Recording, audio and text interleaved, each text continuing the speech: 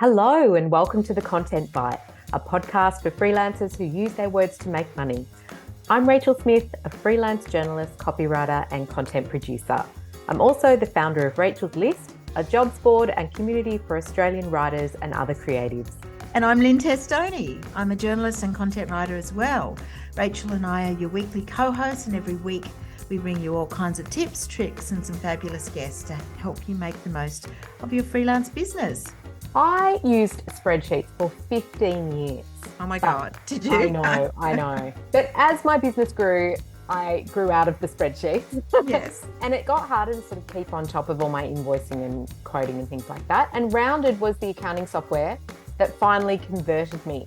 And it helped simplify my taxes and also just let me take ownership of what goes on in my freelance business. And I love that I've got visibility over my finances, so I can see what's happening with my cash flow and all the other insights that are on the dashboard. I know, the dashboard is so cool. I love a good pie chart and I love the whole thing because it makes it so much easier to work it out. Yeah. And don't forget, if you're a gold member of Rachel's List, you can save 20% on any annual Rounded plan, even if you're an existing customer. So see the show notes for details.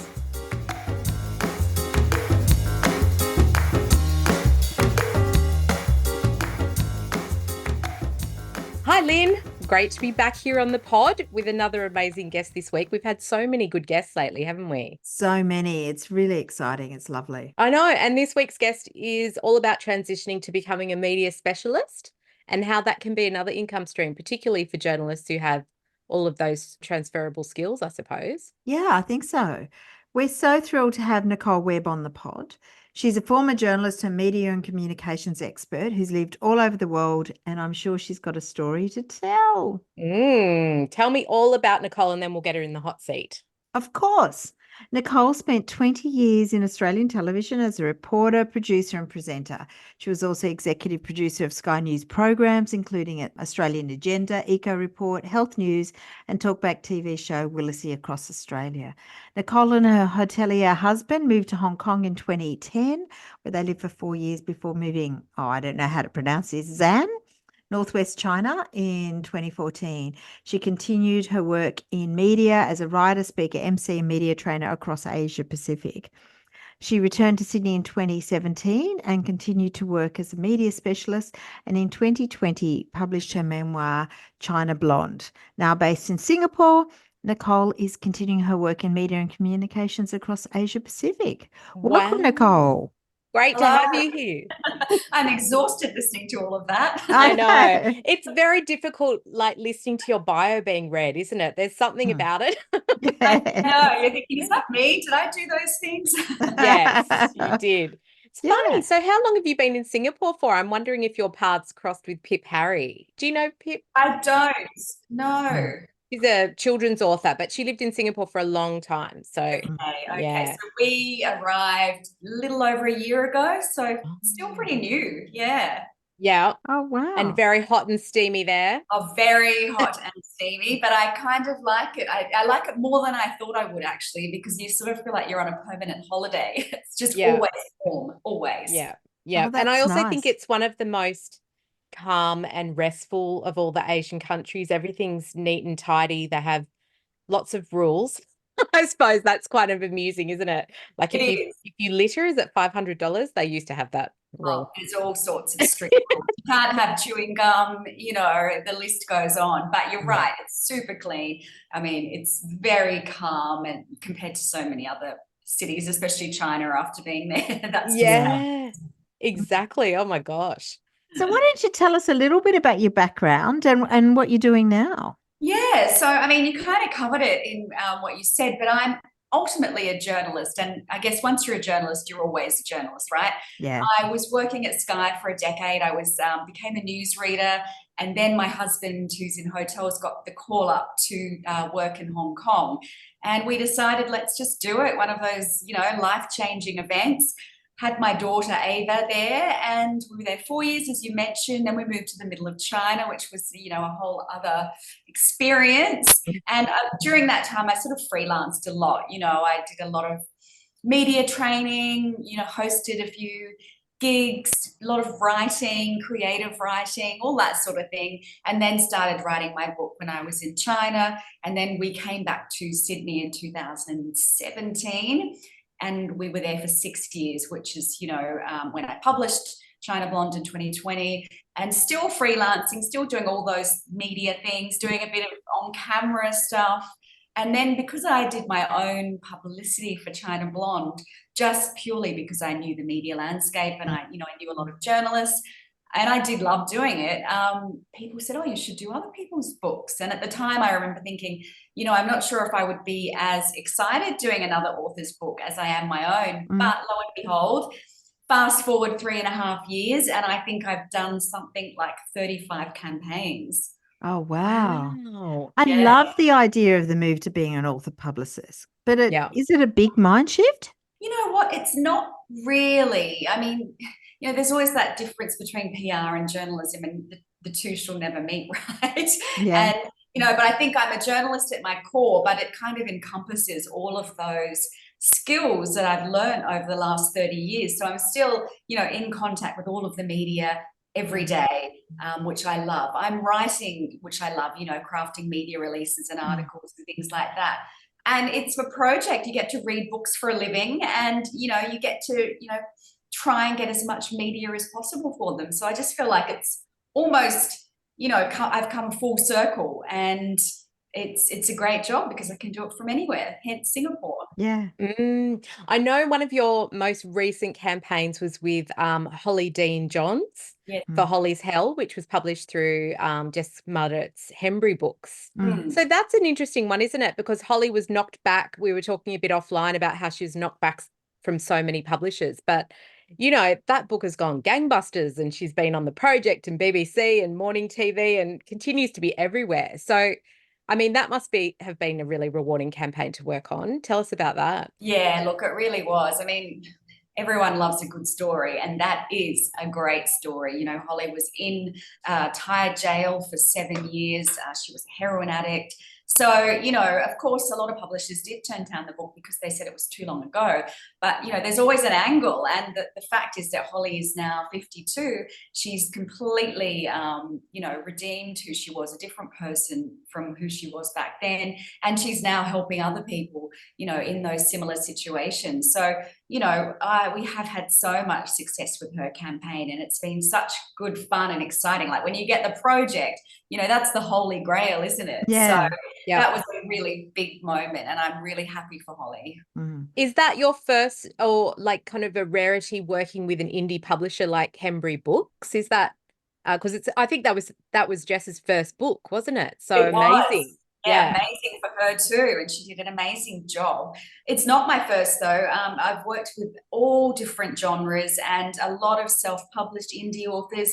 I've worked with traditional publishing houses, just purely because, even if you do have a traditional publisher, you'll generally only get a month or so publicity.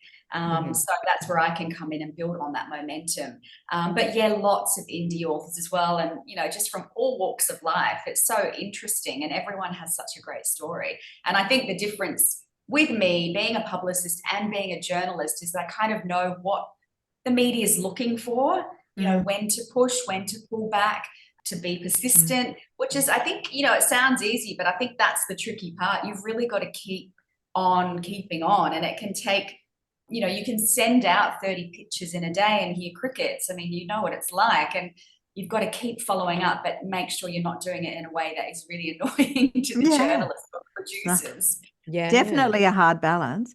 Yeah. I'd love to talk a little bit about publicity, because we've had a few authors on the podcast. It's a real issue, I think, because it's so hard to cut through, especially as a first-time author. Do you think, does a lot of publicity, the sort of publicity that Holly's had, does that translate to really big sales, or is it not always? No, and that's kind of the reality and the disappointing part of it, which I'm always so upfront with my authors, because you can get something like, even when I published China Blonde, I had an article in Sunday Life or the Fin Review, and you kind of expect that the next day these sales are going to come pouring in, but the reality is they don't, you know, and it is more about just being consistent.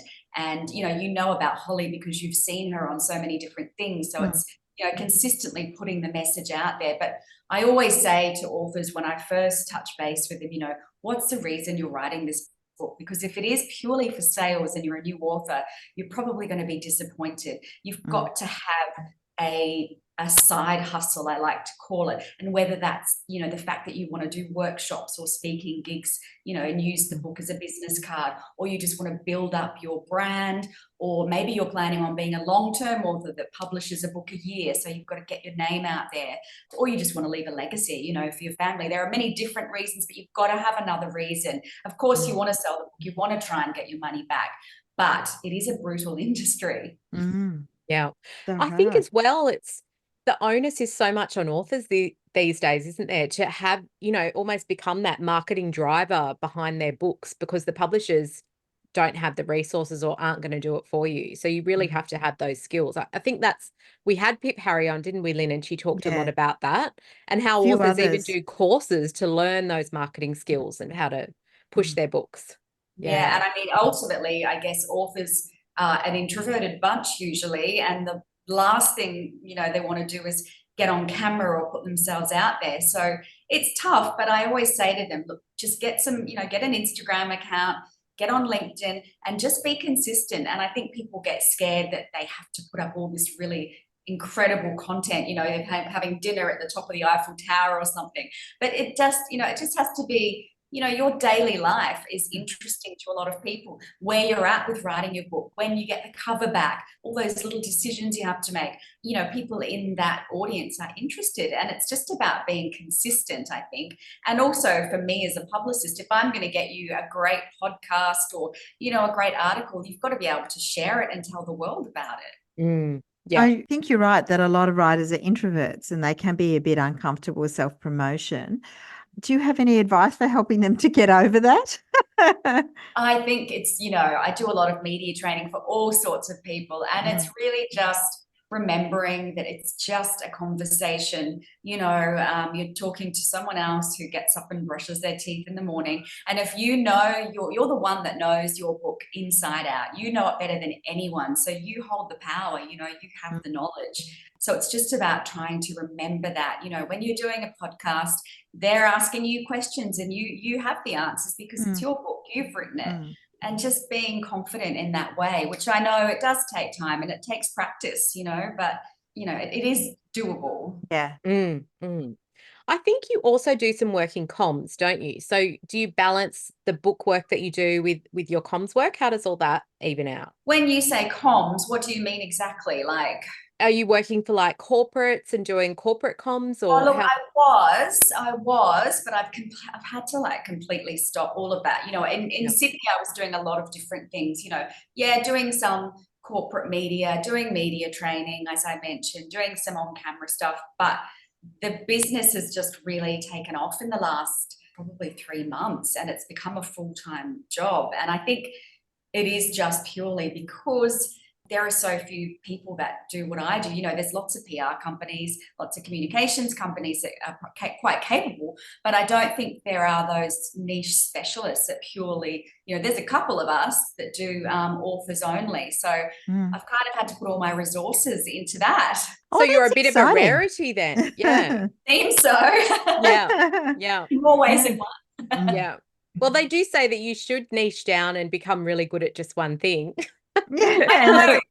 Yeah, and I always used to think, what is that? What could that be? Because when you're a newsreader, and especially when I moved to Hong Kong, I remember thinking, what am I going to do outside of reading an auto cue? What can I do? And I think that happens to a lot of women when they have a baby or when they get into their 40s and 50s. They kind of forget all of the experience that they've had. And it took me a while to learn that, I was a journalist with 20 years experience. I can write. I used to write a lot of articles for the different online websites, Nine Honey, Mamma Mia, all of those. So it is sometimes about reminding yourself about where you've come from and what you can actually do. And what about like living overseas? Have you got a few tricks on tapping into the expat communities in order to get work and that sort of thing? Is that even part of what you do? It's starting to become part of what I do. The majority of my clients are Australian, but there's starting to be a few global ones, a few Singaporean ones.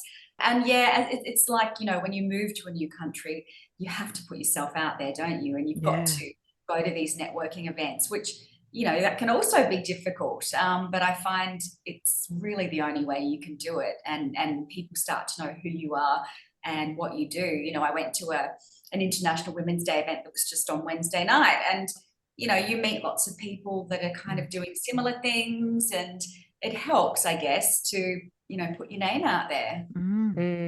Yeah, definitely. I will also say, being in Singapore, that as a publicist, it must be hard to keep up to date with media comings and goings. I mean, I find it hard, and I'm in the same city as most of them. How do you manage that? It is hard. I mean, as you know, it changes on the daily, doesn't it? So, you know, I guess a big part of my job is reading the papers every day, watch, you know, which you can subscribe to any newspaper. I watch a lot of Australian TV. I listen to a lot of Australian radio, and it's, you know, the telemedia alerts and things like that, constantly, you know, going through them and seeing who's changing roles. And half the time, you know, my media list is growing and growing, and then you email someone and it bounces back. So it's about, you know, finding who's doing that role now, which can be so time consuming, can't it? Like trying to get to the right person in a hurry. So yeah, that's a lot of my job actually, is just keeping on top of, and also keeping on top of what's making news, because a lot of authors, maybe they write books and there's a hook, you know, maybe something's happening in the news that day that you can get onto the local radio stations or television and say, hey, I've got the perfect spokesperson for you.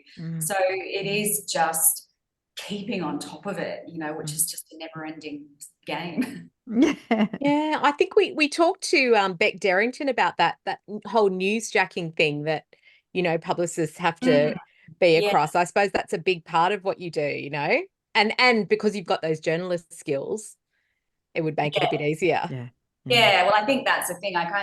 I'll immediately know what, you know, if it's a good angle, or, you know, there's the angle we should go for. Yeah, so I think it's all about that. And for me, it's about getting the media release just right, you know, because if you don't get that right in the beginning, you're sort of lost from the start, aren't you? So I really take quite a lot of time. And it doesn't matter whether it's for an author or a company or whatever, you've got to find the story.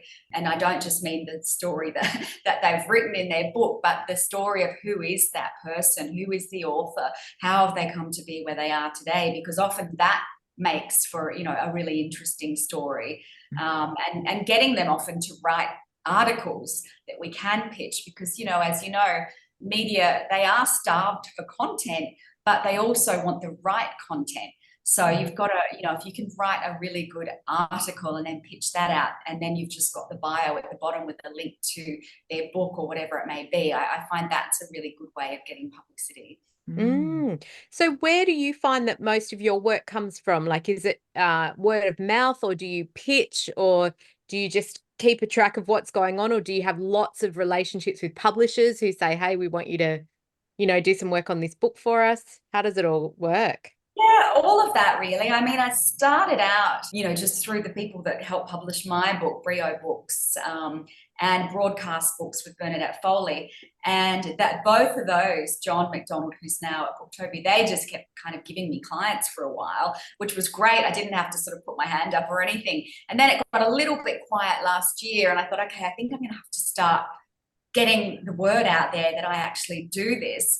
And, you know, lo and behold, there are lots and lots of people that are, you know, publishing independent books, that are creating, you know, helping people publish business books, all sorts of people, you know, that are in that smaller publishing space. So it was about making connections with them. And a lot of them are like, oh my gosh, you know, I've been looking for someone like you to help with my authors. So that is probably when it all started snowballing, you know, and just also letting, I guess, major publishers know as well, so that if they are, you know, too swamped, that I'm here to help pick up the slack. Yeah. We were talking about working with Jess Muddett. So how did that relationship start, and how did those projects come about? The same sort of thing? I'm trying to think how that even happened with Jess. Jess and I had always sort of admired each other on Instagram, as you do, because she was in Myanmar as an expat when I was China, and we both came back to Sydney at the same time. We both wrote our books. So I had always kind of followed her, but didn't realize that she was going to be starting up her own sort of publishing business. And then she must have seen that I'd been doing publicity and reached out to me. And yeah, we started with Holly's book, and now I think we've done quite a few more, and it just keeps on going. So it's great. Oh, that's great. Wow. What are some of the, the book projects you've worked on that are just so memorable and for different reasons, I suppose? Yeah, oh God, there's so many. I mean, my first campaign was actually with The Life You Can Save, which is Peter Singer, who's, a famous philanthropist. And he has a charity called The Life You Can Save. And, in those circles, he's a huge name. And I also did publicity for his book and the organisation itself. So that was a massive learning curve, working with a non-profit and, seeing how they give back. And also with someone of his caliber, it was quite intimidating. But, we got some good media for him. And then I had Paralympian Matt Levy, who I'm still working with on and off, and just people like that who do amazing things. And you just think, wow, we're born with, a brain injury and all sorts of things. And he's kind of overcome so many obstacles. And now he's on his third or fourth book. So working with people like him, and then those smaller publishers, smaller authors, that write their first book and they're beautifully written and they've got these great stories. I've just finished an author in Cairns, and she's about 30, and she writes fantasy, which is hard. Fiction books are hard to get published, or non-fiction is a lot easier. But she's got a great story. She's overcome all sorts of challenges, didn't finish school. She, had a baby very early, maybe 20. And then she had a back injury and was bedbound for 6 months. But that's when she wrote her first book. And she wrote the entire thing in bed, flat on her back, in a notepad. So in my mind, there's the story, right? Let's make that into a really interesting story. And we've got a lot of media for her, a lot of local media, newspapers and radio stations. So just all of these amazing people that write these great stories. It's also testament to your little black book though, isn't it? Like, you've got the right relationships and you've obviously nurtured those people, and so you can pick up the phone and go, hey, or maybe there's a favor from, here and there. Yeah, it is about nurturing them, and it's just about knowing that, it's all about timing as well. You can pitch a story. Like, I did pitch Holly to a magazine, and while they loved the story, they had run a similar story, not the same, but, a similar story a couple of months ago. So it just wasn't going to happen. So it's just respecting that and pushing it. And just being very polite and knowing that, journalists are very busy people, and, I guess you've got to follow up, and sometimes they might get sick of me, but it's just, but you do cultivate those relationships. And if they know that they can rely on me to deliver a good story, I think that's half of it, because you don't want to keep dishing out rubbish and they're just like, oh God, what's she coming with now? You want them to know that if you pitch them, it's going to be good. Yeah. What does your sort of average day look like? At the moment, it's all crazy. I'm just trying to work out how it works as a full-time job. And when with your own business, as you would know, it can be around the clock. So, I'm generally reading one book a week at the moment. So I'm starting a new client every week, and the campaigns are anywhere from 8 to 12 weeks long. The second week I'll craft the media release.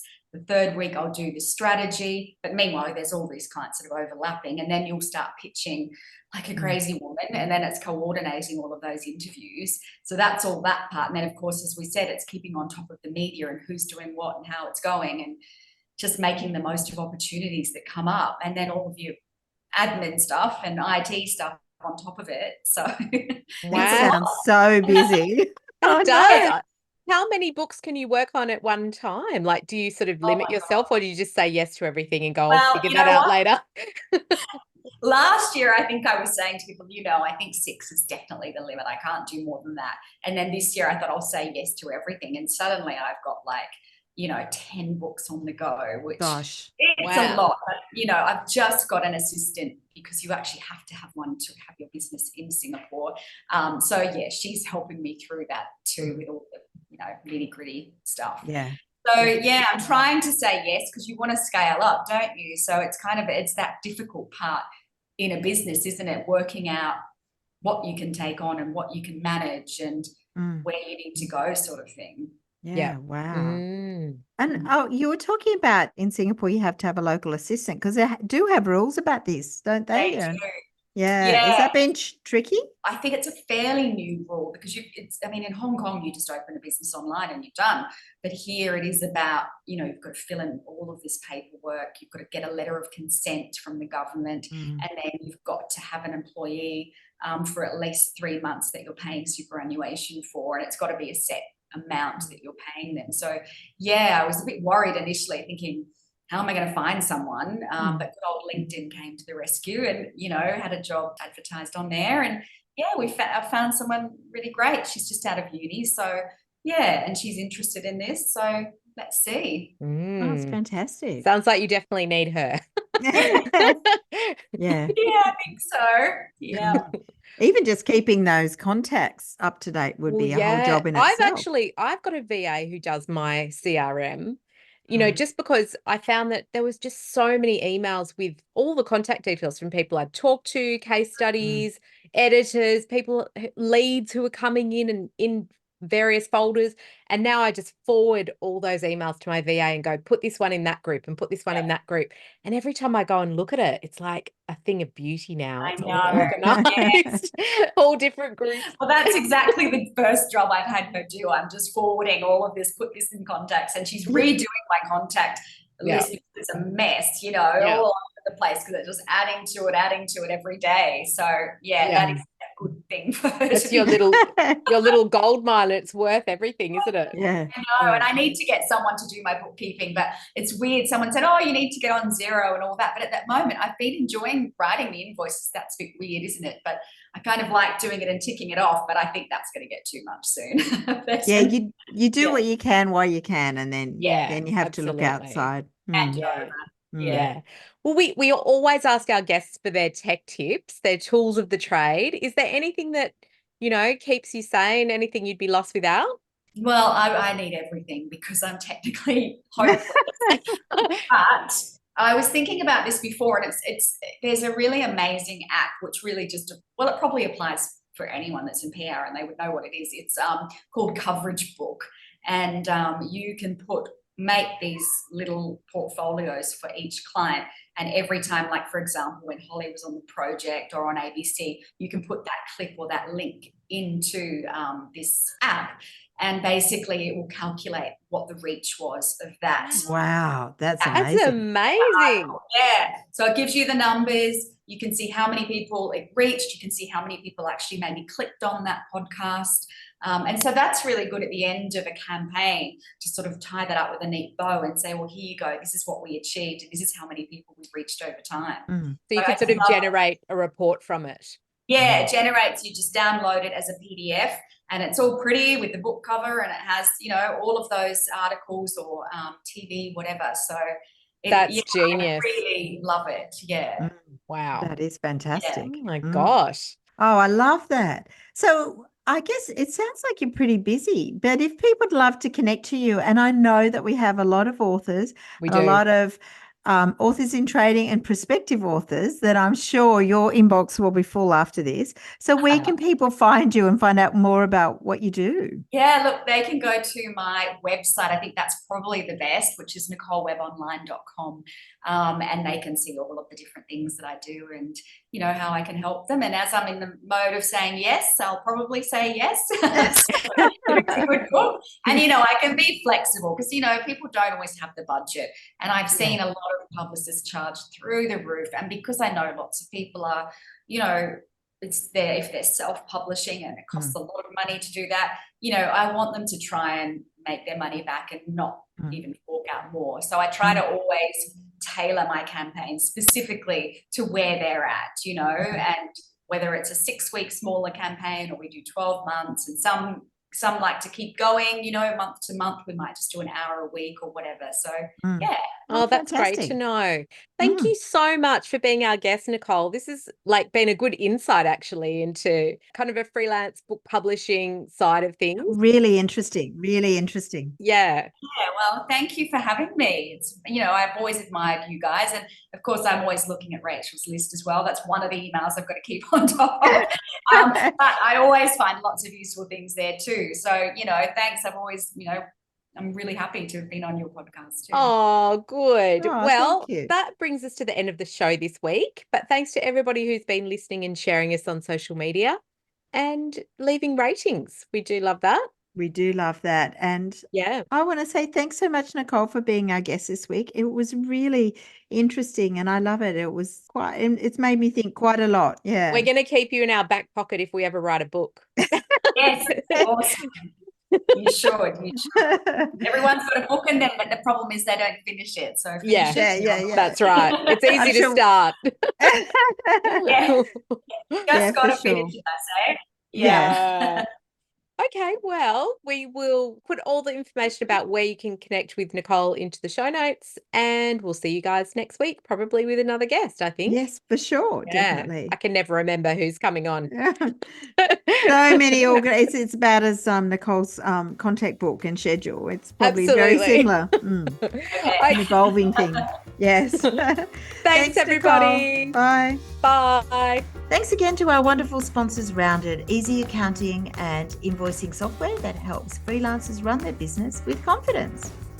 And don't forget, if you're a gold member of Rachel's list, you can check your welcome emails for an exclusive discount code on the annual subscription rate. You can also find it in the private Facebook Gold group, or just contact us at hello@rachelslist.com.au.